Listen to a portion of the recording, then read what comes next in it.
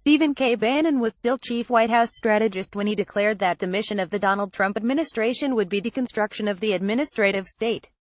The opaque, academic language was at odds with Bannon's swashbuckling style, but that turned out to be appropriate. The actual work of dismantling the sprawling apparatus of the executive branch, the specialized courts, Byzantine rule-making bodies and independent enforcement officers, will be carried out by people who did not make headlines. If you look at these cabinet appointees, Bannon said in February, they were all selected for a reason. And that is the deconstruction.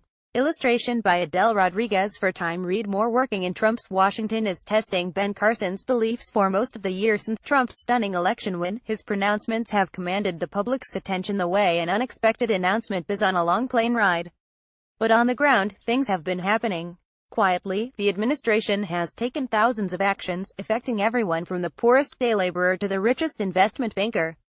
And it's touting its work. No president or administration has deregulated or withdrawn as many anticipated regulatory actions as this one in this short amount of time, says White House Communications Director Hill Picks. How you feel about those efforts may depend on how you vote. An October 2017 Pew Research Center report found that 66% of Democrats believe government regulation of business is necessary to protect the public interest, compared with just 31% of Republicans. That's one of the greatest partisan divides on the issue in decades. Read more. Inside Scott Pruitt's mission to remake the opaque Washington philosophy tends to disappear into the swamp Trump pledged to drain. His White House is stocked with former executives and industry insiders who have power over issues in which former clients have hundreds of millions of dollars at stake. By mid-June, according to USA Today, more than 100 former federal lobbyists had found jobs in the Trump administration, 69 of them in agencies they had tried to influence from the outside. Read more. What Betsy DeVos gets right about campus sexual assault. Consider it was President Bill Clinton who signed a repeal of the Glass-Steagall Act, which had prevented banks from betting your money on Wall Street.